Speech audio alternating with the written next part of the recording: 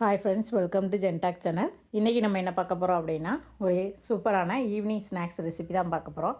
அதுக்கு நான் இன்றைக்கி என்ன எடுத்திருக்கேன் அப்படின்னா, பச்சை வேர்க்கடலை.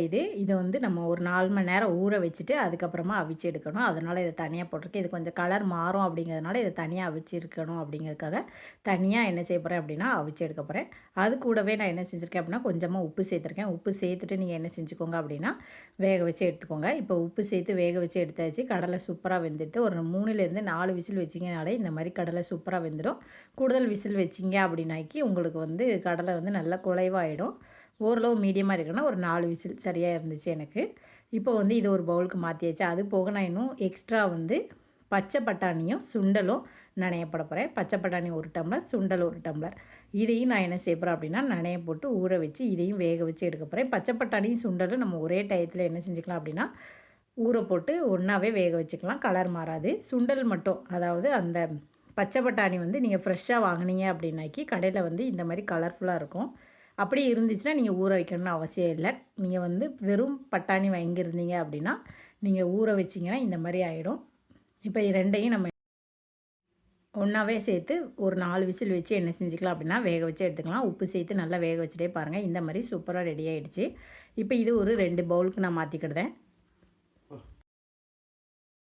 இப்போ நம்ம வேர்க்கடலையும் வேக வச்சு ஒரு 2 பவுல் எடுத்து வச்சுருக்கேன். அது கூடவே பச்சை பட்டாணி சுண்டல் இதுவும் நான் என்ன செஞ்சுருக்கேன் அப்படின்னா 2 பவுல் எடுத்திருக்கேன் கணக்குக்காக. நீங்கள் வந்து 1 கப் சுண்டல், 1 கப் பச்சை பட்டாணி, 1 கப் வேர்க்கடலை இந்த மாதிரி செஞ்சு எடுத்து வச்சுக்கோங்க. இப்போ 3யுமே நான் என்ன செஞ்சுட்டேன் அப்படின்னா மிக்ஸ் பண்ணி வச்சாச்சு. இது கூட நான் என்னெல்லாம் எடுத்திருக்கேன் அப்படின்னா கேரட், மாங்காய், அதுக்கப்புறமா தேங்காய், அப்புறம் வெங்காயம், இதையெல்லாம் சேர்த்து நம்ம என்ன பண்ண போகிறோம் அப்படின்னா ஒரு சலாட் மாதிரி ரெடி பண்ண போகிறோம். இது ஒரு சூப்பரான ஈவினிங் ஸ்நாக்ஸ் அண்ட் ஹெல்த்தியாகவும் இருக்கும். கிட்ஸுக்கெல்லாம் நீங்கள் இந்த மாதிரி செஞ்சு கொடுத்தீங்க அப்படின்னா ரொம்ப டேஸ்ட்டாக இருக்கும். கிட்ஸு மட்டும் இல்லை, நம்ம எல்லாருமே ஒரு ஈவினிங் ஸ்நாக்ஸ், ஒரு ஹெல்த்தியான ஈவினிங் ஸ்நாக்ஸாக நம்ம இதை என்ன செஞ்சுக்கலாம் அப்படின்னா ரெடி பண்ணிக்கலாம். பச்சையாக நீங்கள் எந்த வெஜிடபிள் சேர்க்கிங்களோ அதெல்லாம் நீங்கள் இது கூட சேர்த்துக்கலாம். நான் வந்து வெங்காயம் சேர்த்துருக்கேன் குட்டி குட்டியாக கட் பண்ணி. அடுத்து கேரட்டும் நல்லா திருக்கி வச்சுருக்கோம். கேரட்டும் நீங்கள் சேர்த்துக்கோங்க. கேரட்டு கொஞ்சம் அதிகமாக சேர்த்துக்கோங்க. தேங்காயும் நான் என்ன செஞ்சுருக்கேன் அப்படின்னா இந்த கேரட் திருவுறதுலேயே நான் திருகி வச்சுருக்கேன். அடுத்து கொஞ்சமாக மாங்காய் இல்லை அப்படின்னு நினச்சிங்கன்னா நீங்கள் ஒரு காட்டு நெல்லிக்காய் இருந்துச்சுன்னா அதையும் நீங்கள் என்ன செஞ்சுக்கலாம் அப்படின்னா இந்த மாதிரி கிரேட் பண்ணி இது கூட சேர்த்துக்கலாம். பீட்ரூட் வேணும்னா நீங்கள் பீட்ரூட்டும் இந்த மாதிரி சாப் பண்ணி சேர்த்துக்கலாம். நான் பீட்ரூட் சேர்க்கலை. இப்போ இது கூட நம்ம என்ன செஞ்சுக்கலாம் அப்படின்னா எல்லாத்தையும் மிக்ஸ் பண்ணணும். இதை நல்லா மிக்ஸ் பண்ணிவிட்டு இது கூட நம்ம வந்து உப்பு, பெப்பர் இது 2ம் நம்ம ஆட் பண்ண போகிறோம். இது நல்லா ஓரளவு நல்லா மிக்ஸ் ஆகிடுச்சு. இதுக்கப்புறமா கொஞ்சமாக மிளகு பொடி, கொஞ்சமாக உப்பு, பொடி உப்பு எல்லாம் சேர்த்து இன்னும் நல்லா நீங்கள் என்ன செஞ்சுக்கோங்க அப்படின்னா மிக்ஸ் பண்ணிக்கோங்க. மல்லி இலை இருந்துச்சுன்னா மல்லி இலையை நீங்கள் சேர்த்துக்கோங்க.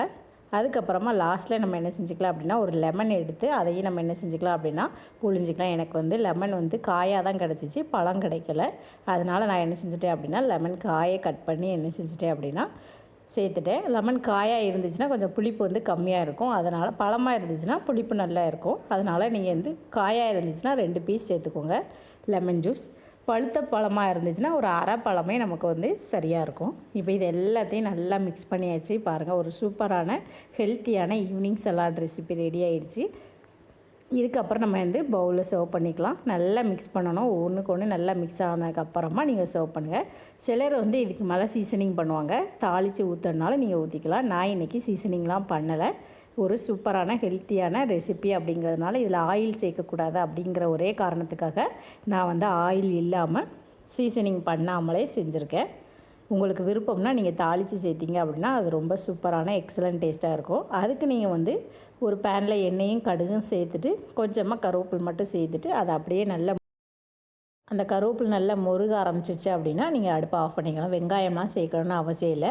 காரத்துக்கு நீங்கள் வந்து மிளகாய் இல்லைனா வத்தல் பொடி சேர்க்கணுன்னா நீங்கள் சேர்த்துக்கலாம். நான் வந்து கிட்ஸுக்கு ரெடி பண்ணது அப்படிங்கிறதுனால இதில் காரத்துக்கு எதுவுமே சேர்க்கலை. மிளகு பொடி மட்டும்தான் காரத்துக்கு சேர்த்துருக்கேன், வேறு எதுவுமே சேர்க்கலை. உங்களுக்கு காரம் விருப்பம்னா நீங்கள் கொஞ்சமாக வத்தல் பொடி சேர்த்துக்கோங்க. ஒரு சூப்பரான டீ டைம் ஸ்நாக்ஸ் ரெடி ஆகிடுச்சு. இந்த வீடியோ பிடிச்சிருந்தால் லைக் பண்ணுங்கள், ஷேர் பண்ணுங்கள், மறக்காமல் சப்ஸ்கிரைப் பண்ணுங்கள். தேங்க்யூ.